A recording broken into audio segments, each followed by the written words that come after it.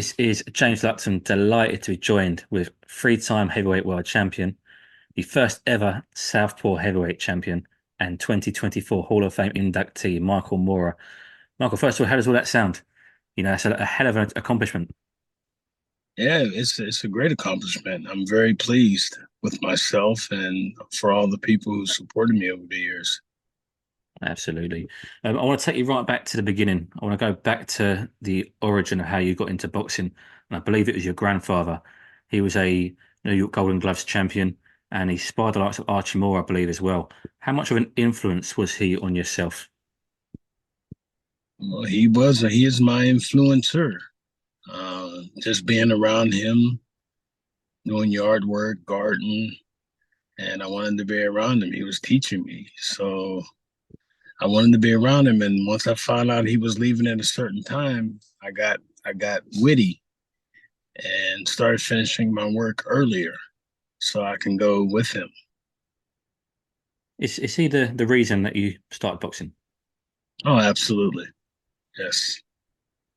And when you started boxing, because a lot of people will start going to the gym at a young age and they won't like it. It's not easy, going to get punched in the face, going to work hard, going to train hard.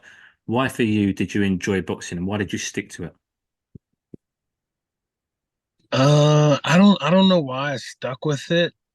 I guess that was a way of being around my grandfather. If I had to stick with it so I can be with him, and he rewarded me. Every day we'd come home, I'd get chocolate chip cookies or something like that. So that was always a good benefit. Well, Absolutely. Just talk to me first of all about growing up in New York. What was that like where you grew up? Was it a rough area? What did you have to fight to fit in or survive around the areas? um, I don't remember my childhood as a kid. I left at a young age, so I was back in Pennsylvania probably around 8 years old. Okay. Really don't have no memory before that. And that would have been before you started boxing. I think you started at 10, is that right? Right. Yes. Fantastic. Um, you mentioned obviously you went to Pennsylvania there. Talk to me about relocating to Detroit. As an amateur, you decided to move out there and you joined one of the greatest trainers at the greatest gyms in Emmanuel Stewart and the Kronk. What was that like in that gym? The stories I've heard from other fighters who've been there are pretty wild. Catcalling of fresh meat coming through the doors, the doghouse mentality. There was a guy named Bam Lawthorne. Bam always say, "Let the beatings begin." He would always say that, and that would get everybody riled, revved up. And going into the Kronk gymnasium, wow, Kronk. Once you go downstairs, you went to the dungeon. It was 100 degrees, 105 degrees every day in the gym. I remember losing 6 pounds in the work. Every time I worked out, I'd lose 6 pounds, but I'd come right back and put it back on with liquids. But walking in that gym, there was a lot of headbangers there, and if you didn't have it, they would have flushed you out of there quick. But when I initially started going to the Kronk, they tested me a couple of times, I'm sure. And now that I look back upon it, I know they put guys in there that they thought they were going to do something to me, but I whipped that ass quick. I let everybody know that Michael Moore ain't here to play around. Not at all. I was I going was to serious. I was going to ask you, even as an amateur, did they put it on you like that as well? And it sounds like they certainly did. I was still an amateur and I went to a training camp. Juan Rodan was getting ready to fight Tommy Hearns, and that was in Vegas. And he was training in Arizona, Phoenix. And they put me in the ring with Matthew Saad Muhammad. I was still an amateur, but I held my own though, because I used to always spar with bigger, tougher guys all the time. That was a record. You mentioned about the Kronk gym and the dungeon. Had you ever experienced anything like that gym before or since leaving the Kronk? I've never experienced another gym like that with the heat, with all the tutelage that was in there, the mentors. Um, no, there was nothing like Kronk. Kronk was an original thing. What was it made it so special? Was it the people in there? You mentioned the mentors and the tutors. Was it the people in there that made that place special? The person that made it special was Emmanuel Stewart. That was it. He had people that he picked that knew boxing, old and new, and he excelled with everyone. That was good. From the stories I've heard from other fighters, he was very much a people person. He put people up in his house. He loved his barbecues. He loved his cars. He was a great person to be around outside of the gym as well. How important was that to have a character that was so likable and a friend as well as a coach? Emmanuel was a guy that he was like a father figure to everybody at that gym. I had a house across the street from him, but in training camp, I'd be living in his basement. It would because just the closeness. He would cook breakfast for us every day, dinner every day, and he was just into his fighters. And I haven't been around guys who have been like that. Um, since I've been out of boxing, I've had, Teddy Atlas was a damn good trainer with me, Emmanuel Stewart, those are probably the top two who understood boxing and knew what boxing was about and knew if you had the right person, you can go in there and beat anybody. I'll skip a few questions. I'll come on to the trainers. You mentioned Teddy Atlas there. You also had Georgie Benson for 3 fights.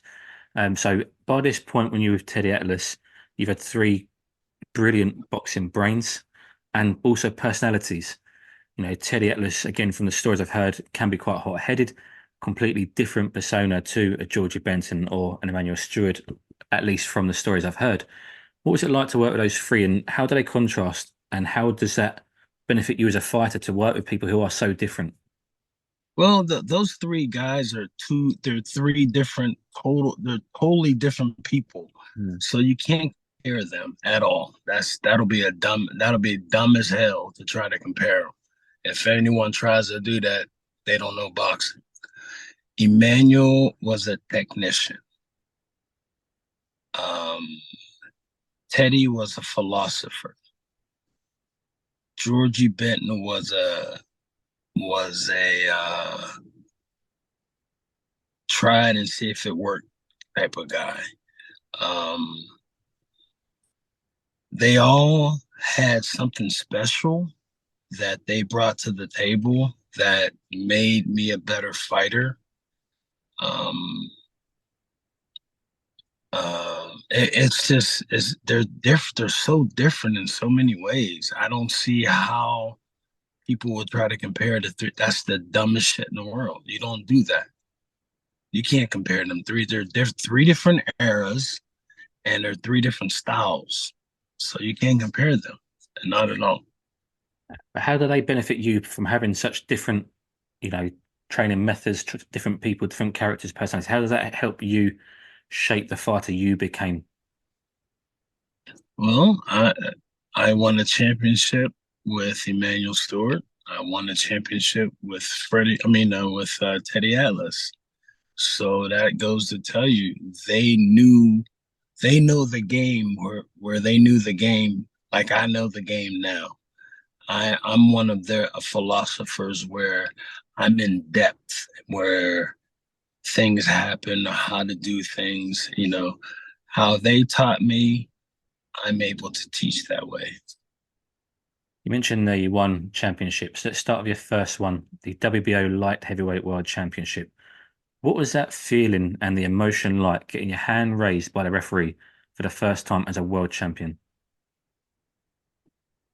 So long ago, I'm sure I was ecstatic. Uh, it was just a lot of hard work. Especially, in boxing. As a light heavyweight, walking around at first it was fine, but once I started walking around at 206 pounds and dropping all the way down to 173, that became a problem. And I didn't want to. I told Emmanuel, I said, Emmanuel, I don't want to lose any more weight for the rest of my life. He said, what do you want to do, man? I said, I'm gonna go to heavyweight. I'm gonna go to heavyweight. I'm bypassing the cruiserweight division, and I'm not losing no more weight. If I lose weight, it's just by me getting in shape. I was going to ask you, was the move to heavyweight purely down to weight management as such, or of course, is there a financial element as well? Because the heavyweight is what people say is the money division. I never thought about the money situation. It was the weight. The weight was the big problem. Big problem. Just for those who don't know and who obviously don't fight professionally, who don't make weight, how hard is that weight cut? Well, if you do it the weight cut is always the worst. But if you do it the right way, you get the majority of the weight off at the beginning of your training camp. Then you coast, and then you have 2 weeks left. You probably got 5 to 8 pounds to go. That's how you maintain. That's how you do it the right way, where you're not killing yourself and you're not depleting yourself of all the nutrients out of your body. That's the best way. You also became a champion at heavyweight division as well, three-time heavyweight champion. As I mentioned at the start of the call. Your first world title at heavyweight was against Evander Holyfield. You became unified champion. Just talk me through that because this is probably the biggest fight of your career at this point when you're heading into this fight. Did you ever feel pressure in your career when you head into the big fights? Well, that wasn't my first championship bout. That was my second. The first one, WBO heavyweight title against Burt Cooper. Excuse me, yes, Berkoup, yeah. Yeah. Um. So repeat the question for me, please. So in terms of the pressure, so heading into these biggest fights of your career, so this one's the unified titles. So you beat Evander Holyfield, but before you come into this fight, do you feel the pressure? Do you feel pre-fight nerves? Always. I've always felt that, but I knew how to channel to be cool, calm, and collected. Uh, Walking to the ring was when I was always the most nervous because there was just mounds of people around, not knowing what they're going to do. I can't watch nobody. I can't see nobody. But once I got into the ring, that was my job. Everything was fine. I was comfortable, relaxed. So once I went in that, and I knew that I've always trained the right way, and the fight was always the easy way, easy fight. It was always an easy fight when I fought when I was in shape. You mentioned Always. you mentioned that you managed the pre-fight nerves and any pressure you felt. Did it ever go to your advantage to be nervous before a fight? Was it beneficial for you? Mm, I don't know if it was beneficial by being nervous. I know with me, there was always you're always human nature to be nervous. Okay. So being nervous, once that bell rang, all the nerves were gone. So I went back, I fell into robot mode. Everything was just off of instinct. You're not thinking, I'm not, there's nothing going through the mind. You just go out there and you do what you have to do, and that's the fight. Absolutely. Um, in terms of boxing, it's a highs and lows. It's like a roller coaster in a career. What was the highest point of your career? What was your happiest moment? What's the happiest moment of my boxing career? Yeah. The highest moment of my boxing career.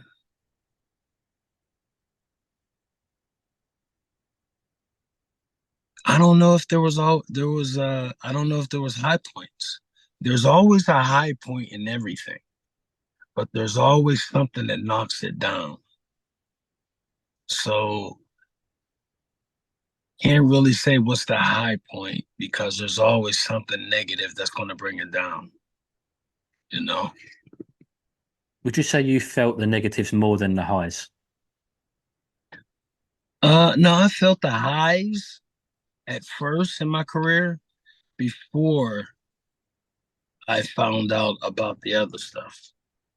I enjoy the highs, but once I found out the bullshit that is associated with boxing, I became dislodged from boxing. Did you become sort of numb to the business of boxing? I became numb because the business is messed up. I would say the F word, but I don't know who's listening because that's so wrong. The business is so effing wrong, so wrong, and society doesn't understand it or know about it. Tragic. Do you think it can be changed, or is it too deep rooted and been so long this way? It has to be changed. It has to change. If you think about something, boxing goes back to the way back in the slave days, and when somebody owned a slave, a Caucasian man owned a slave. He was a tough guy. He went to go fight. He spent all his money on him, so he getting the majority of the money back. So that's still happening today. It's set up the same exact way, and it's bullshit because they allow it to keep going on. There's so many things that I can elaborate on. Until you ask me it, I won't touch it. Mhm.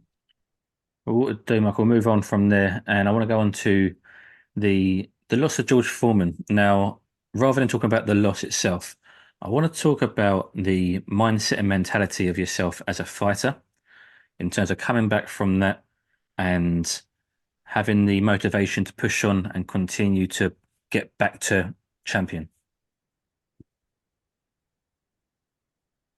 So what's the question? Was it did it motivate you more when you lost to George Foreman? Did it? It wasn't. It was. That was my first loss. Hmm. Um, I wasn't been out of shape about it. I knew that George caught me. He caught me. He was a champion now. But what the way I felt is like, shit, man, I lost. My career took a step back. So what do I have to do now? I have to go and fight to be better than what I was yesterday. So what I'm gonna do now is I'm gonna fight and I'm gonna be the best. And I locked everything here. Once I locked it, I was on a roll. That's how I operate. Still to this day, if I put it here, I'm gonna go do it. I'm not gonna have outside influences from other people trying to knock me down. Not happening. Nah. As I mentioned, after that defeat, you did go on and you won a world title again, became world champion once more. And I want to ask you, did it feel, we'll try and compare it, what was better feeling for you, winning the world title for the first time or winning it after coming back from defeat? Was it more satisfying? They were both satisfying. Satisfying the first because I won a title, and then losing a title and then coming back to do it again. That's even special. That's more special than the first one. Absolutely. Looking back on your whole career, do you feel all the hard work you put in from the age of 10 years old, you reaped your rewards and you got out of it what you deserved? I, it was a battle. 28. I had 28 surgeries, all in my joints. I need a new hip. There's no insurance for fighters now. So we can't heal ourselves. There's no there's no money now because managers took 33 and a third percent, promoters taking 25%. And the person who gets the fighter in shape, the trainer, only gets 10%. That is so wrong. 68 and a third percent taken away from a fighter. And the manager, promoter, and trainer never pays taxes on the money that they get because they take it from me and want me to pay the taxes, but never told me, do a subcontracting thing or whatever you call it.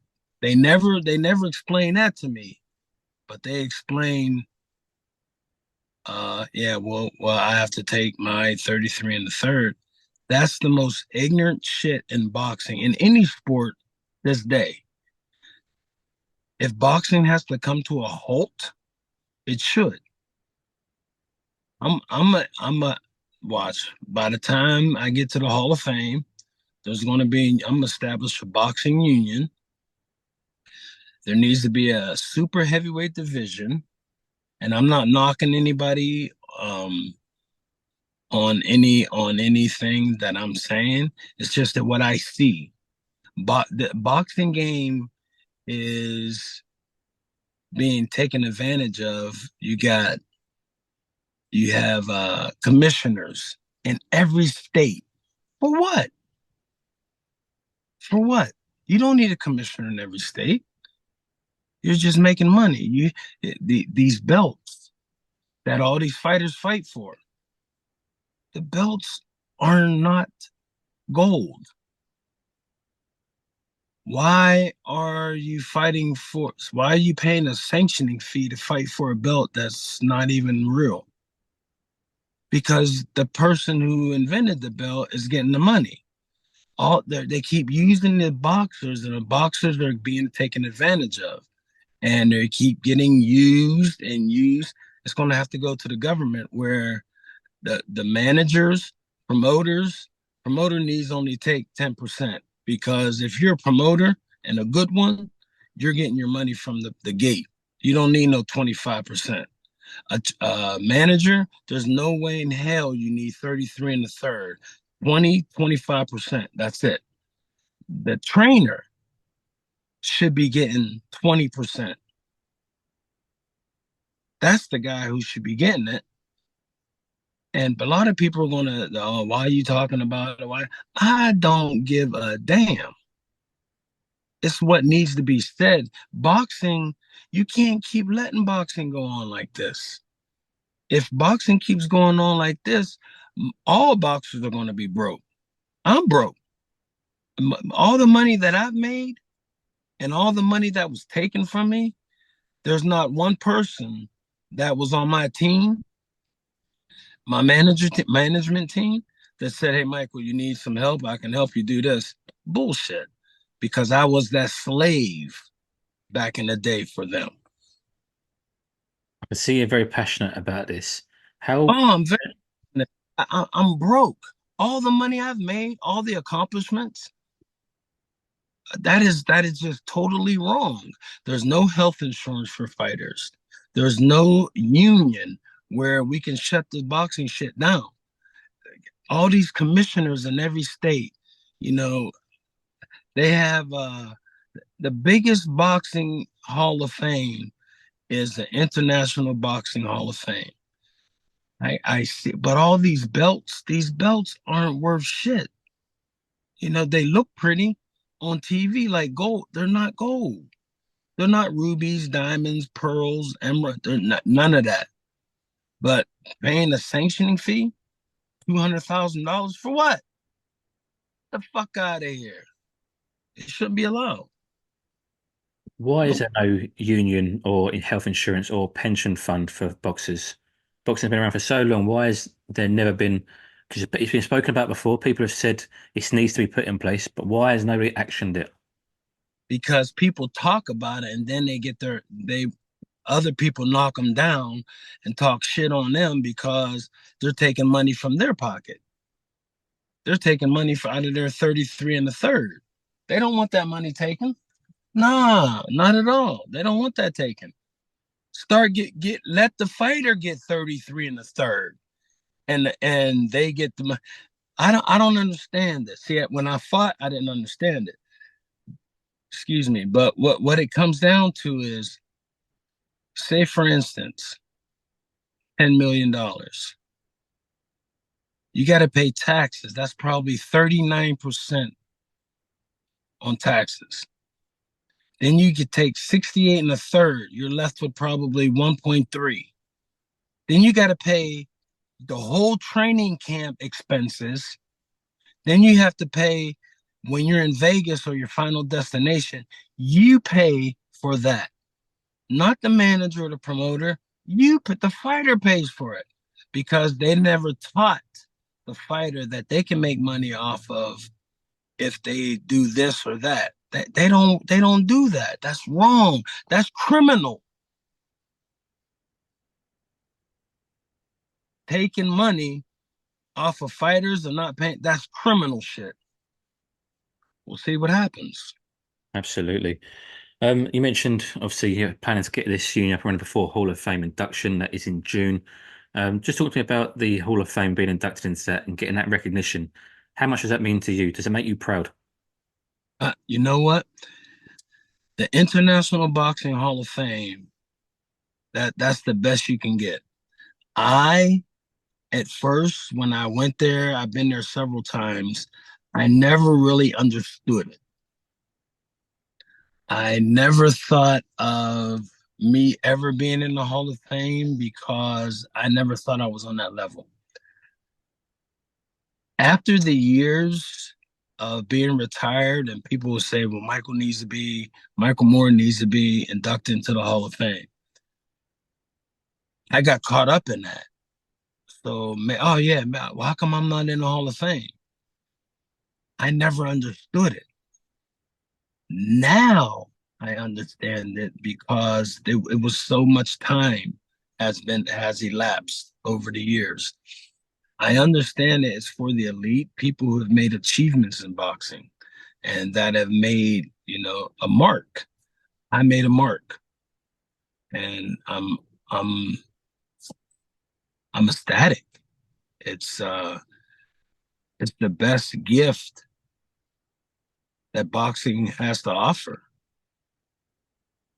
to being inducted into the Hall of Fame, the International Boxing Hall of Fame. So I'm very, very excited. You know, I'm happy about it. Oh, I cried when I first got the news. Oh yeah, I'll probably be a big old baby on the stage, but that's real shit, you know. Was So it if it happens, was it a better feeling than winning your world titles? Is this the pinnacle? Everyone says the world title is the pinnacle of the sport. Is International Boxing Hall of Fame actually the pinnacle of boxing? the International Boxing Hall of Fame, I would say is the pinnacle of a boxing career. Absolutely. There's too many belts out there for someone to say, well, a belt will mean this to me. And they're giving belts to amateur fighters now. Come on, man. What for what? If you want it, back in the day, they were giving trophies out when I was fighting amateur. That's what they should keep doing.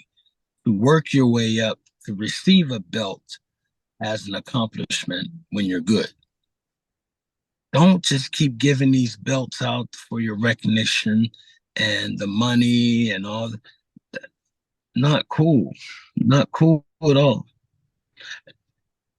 I want to speak on something after we talk. Okay. Um, I want to talk about the current boxing division at heavyweights. Do you still watch boxing today? I watch some boxing, not all. I want to mention Alexander Usyk. He's obviously a current Southpaw world champion, and he's got a massive fight with Tyson Fury coming up. Um, in terms of that, I don't know how much of those two guys you've seen, but is this a fight that you're excited for? Is this a fight that boxing needs? In my opinion, the two best heavyweights out there. You're absolutely right. The two best heavyweights out there, Alexander Usyk and Tyson Fury. Tyson Fury is the best heavyweight out there now. He knows how to use his height, reach, and weight to his advantage. He looks out of shape. And you don't have to look like bodybuilder to be a great boxer, and he shows that. Um, the fight with Alexander Usyk and Tyson Fury is going to be an interesting fight. You have the Southpaw versus the Orthodox, height versus weight, reach versus weight. There's Tyson has the advantages in so many different ways, but maybe he's not going to be that light on his feet as Alexander's going to be. Alexander Usyk has phenomenal boxing skills, and he moves on his feet and he punches very well. It should be an interesting fight. I'm not picking a winner. It should be an interesting fight. I hope it's a good fight. For me, they're two of the smartest boxers. How big a part will their boxing brains play in this fight? Boxing brains are playing a big part because they're like you said, they're both mind people. Yeah, It could be a human chess match. yeah, yeah. Fantastic. Well, Michael, I want to thank you very much for your time. I know you wanted to mention something else there to me. I'm assuming it'd be off record if you want to mention that. But I want to thank you very much for your time. It's You're been welcome. a pleasure. Thank you. I appreciate it. I appreciate it. Thank you so much.